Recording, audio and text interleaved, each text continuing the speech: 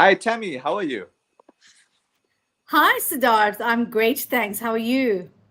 I'm fine, thanks. And yourself on this beautiful sunny day in Durban. And I was actually quite fascinated by your bio on Facebook, and that kind of inspired me to reach out to you. So basically, my first question to you is tell me about your journey to becoming an author, a motivational speaker, an educator, a life coach, a visionary queen of talent, and lastly, a brand ambassador.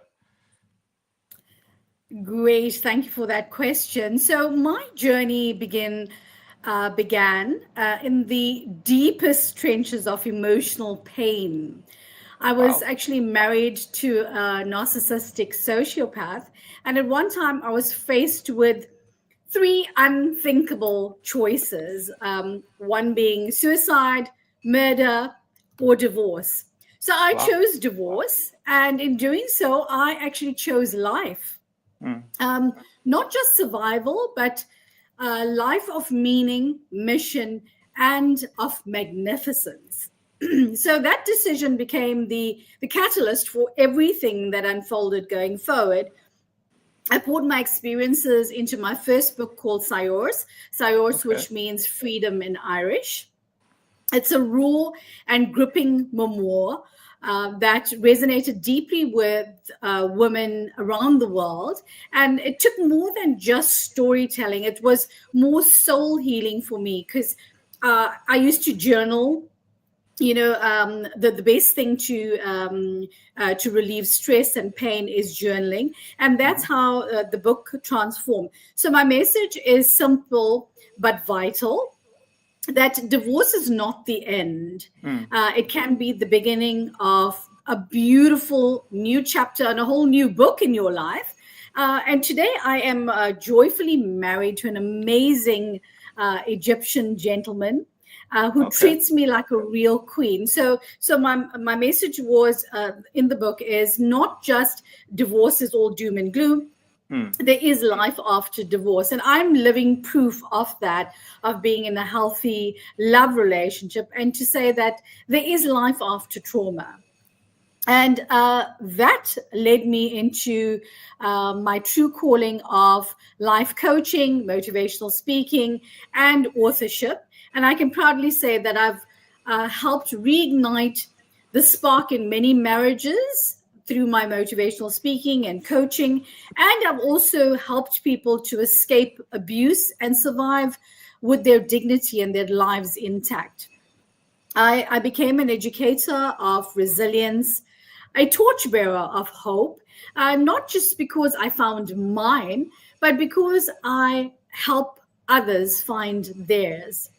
I also believe in practicing what I preach. So I stepped out of my comfort zone and the talent segment of being crowned queen. I entered the Mrs. Hotmond India Worldwide pageant, where I was honored to win the Middle East talent segment, Wow. not just for the title, but for what it represented. That you can rise and shine. And my motto is fly, FLY, first love yourself. You can start at any age, any place. And that journey also introduced me to some phenomenal women, and each one a reminder of power, beauty, and brilliance within us all. And every title I hold, be it an educator, life coach, brand ambassador, it's rooted in that one brave decision that I made to live. I hope that sums it up. Yeah, I wanted to confirm the brand ambassador Yeah. is that for the pageant, or I'm just confused. What was the brand ambassador for again? So I have been throughout the journey of the pageantry. I've been obviously approached by various people to live their brand, to promote, to Hmm. do advertising, etc. So one is a fashion house, and I've also done the brand ambassadorship for the Mount Grace Hotel and Spa in Wow. Michalisburg in Johannesburg. Wow. And yes, along with various other um, fashion houses, beauty brands, etc. Okay. Who are the people that you look up to in the respective spaces that you've been in? So for me, I look up to women who rise despite their odds. Hmm. Women like my own mother, whose quiet strength and apothecary wisdom still lives in me.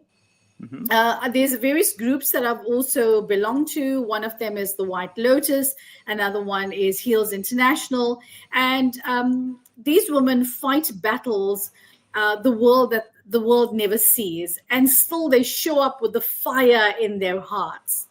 And another person that I do admire is my husband, whose unwavering support has been both my soft place and my launching pad, as he sees the queen in me, even when I forget it, you know. And above all, my two sons. Each one of them, they actually cut from the same cloth, but each one of them is completely unique. One is deeply introspective and the other one is boldly expressive, but both have taught me about strength, compassion, resilience, and purpose in their own way.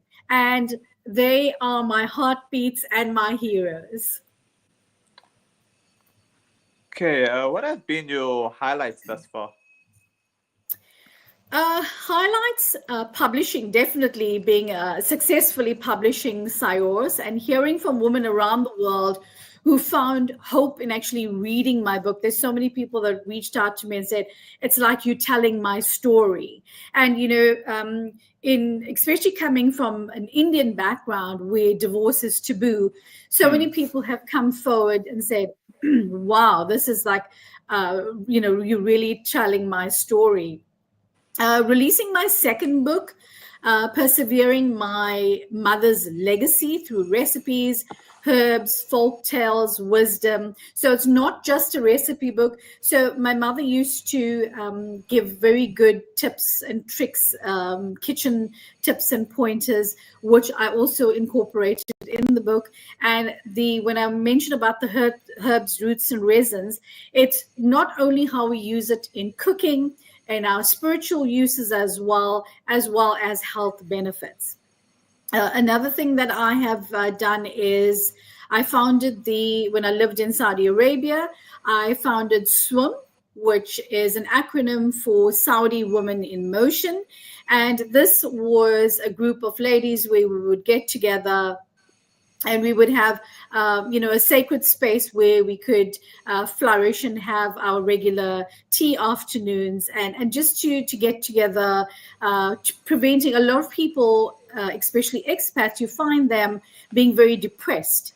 So this was a safe space for them to come together, share stories, and just to have a little bit of a chit chat. The other thing was winning the worldwide talent segment for the Middle East. That was a symbol of my resilience. And most importantly is watching my two sons grow into kind, respectful young men. Wow. What have been the lowlights, if any? Lowlights, I would say, yes, I've known loss, betrayal, homelessness, and heartbreak. Yes, I say homelessness. I was kicked out of my matrimonial home 2 days before New Year Hmm. from being married to the narcissistic sociopath. And at that time, in South Africa, there's just no estate agents available. So I was out on the street, and yeah, I had to live with my brother for a while, and until I could find my own footing. And I've been silenced before, but now I amplify other women's voices. Grief. Grief is one of them, from losing my mother, which still knocks the wind out of me sometimes. But her love lives on in every page that I write. Okay, so what are your plans for the rest of this year and beyond? Ooh, there's a lot. There's a lot. So my third book is currently on the way. It's bold. It's transformative blend of healing, spirituality, self-discovery with a little touch of raunchy realism. And that breaks the taboos about speaking the truths and to power others. One day, it is my dream to have that book brought into a film, brought to life by a film, Mhm. to reach even more hearts and spark dialogue and empower others through storytelling. Another thing, I would love to expand my coaching and mentoring programs, especially for women navigating through cultural and religious silencing. And one day, when I grow up, I plan to create or build a shelter or a safe haven for women who need space to heal and rediscover themselves. And of course, I will continue to speak, teach, serve, because this is my mission. It isn't a role, it's a calling, an innate calling. Lastly, what are your words of inspiration for people that may be interested in being in the spaces that you're in? Ooh, there's so many. I would say start where you are with what you have. The pain Mhm. you survived may be someone else's roadmap. You know, I often say when you're going through an adversity, you think, why is this happening to me?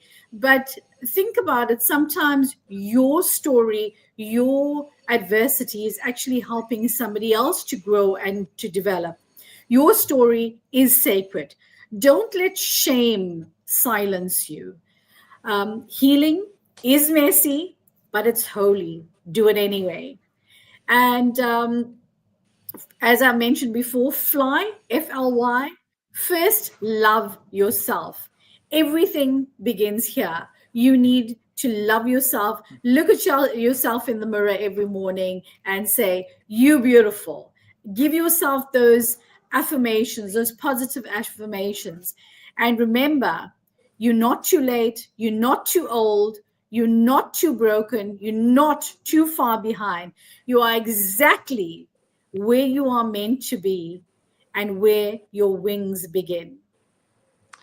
All I got to say is thanks so much for your time. It's been an honor chatting to you, and I hope to chat to you once again, especially when your book is about to come out, Bold.